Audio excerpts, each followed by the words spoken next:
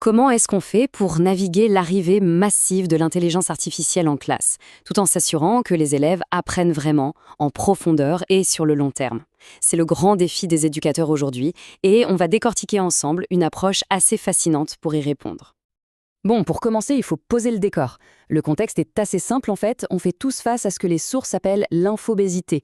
On est submergé d'infos, de complexité, et l'IA, c'est le nouvel accélérateur de tout ça. C'est le point de départ de notre réflexion. Et pour bien comprendre à quelle vitesse ça va, regardez ces deux images. Ce sont des loutres générées par une IA. Entre février 2022 et avril 2025, le bond en avant est juste spectaculaire. On passe d'un truc un peu flou à une image quasi parfaite. Et cette progression, elle se passe tous les jours, dans tous les domaines, y compris l'éducation. Ok, c'est impressionnant, mais cette accélération, elle n'est pas sans risque. On pourrait croire que l'IA, c'est la solution miracle pour apprendre plus vite, mais une étude récente montre un paradoxe assez surprenant, un vrai effet boomerang. Alors, cette fameuse étude de 2024, elle est au cœur du problème. Des chercheurs ont pris 1000 lycéens en maths, ils les ont séparés en deux groupes, un groupe qui pouvait utiliser une assistance par IA et un autre qui travaillait sans. L'idée, c'était de voir qui s'en sortait le mieux. Et là, les résultats sont frappants. À court terme, pour un contrôle ou un exercice, le groupe avec l'IA a de meilleurs résultats. Jusque-là, c'est logique. Mais, et c'est là que ça devient crucial, quand on regarde l'apprentissage profond, la vraie compréhension sur le long terme, c'est le groupe sans IA qui est largement devant. Accrochez-vous bien parce que le chiffre est assez dingue. Une baisse de 62% de l'apprentissage profond pour le groupe qui a utilisé l'IA. Les sources appellent ça l'érosion cognitive, c'est-à-dire que l'aide immédiate de l'IA semble empêcher le cerveau de construire des connaissances solides. Alors face à ce risque, qu'est-ce qu'on fait? On jette l'IA à la poubelle? Pas du tout. La solution proposée, c'est de muscler une compétence qui est, elle, fondamentalement humaine, la pensée visuelle. La pensée visuelle, c'est quoi au juste? C'est une méthode pour organiser l'information en utilisant l'espace, les liens, les dessins. En gros, ça aide le cerveau à voir les concepts, à les rendre concrets. Et du coup, les idées complexes deviennent beaucoup plus claires et faciles à retenir. Et attention, ce n'est pas juste un concept abstrait. Non, non.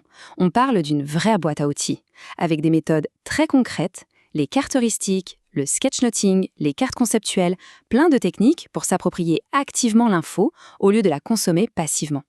Et maintenant, le plus intéressant, comment on fait cohabiter ces deux mondes? L'idée, ce n'est pas du tout d'opposer l'IA au papier, mais de les faire travailler main dans la main, de créer une vraie synergie.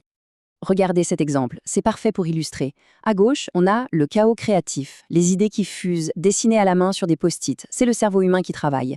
Et à droite, ces mêmes idées ont été transformées par une technologie en icônes super propres, professionnelles. En clair, l'humain structure et l'IA polie le tout.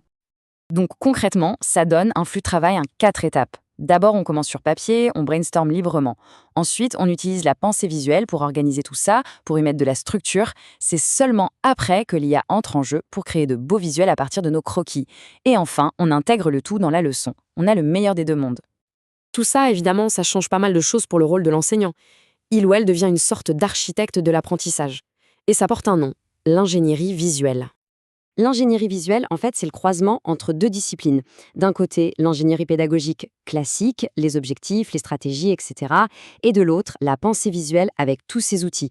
C'est une manière structurée de concevoir des expériences d'apprentissage qui s'appuient sur la force du visuel.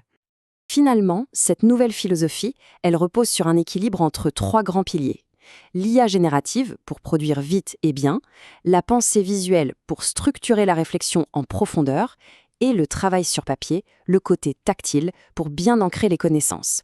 C'est cette trinité qui semble être la clé. Alors, face à ce risque d'érosion cognitive que l'IA peut amener, mais aussi face à la puissance de la pensée visuelle, la question finale reste ouverte.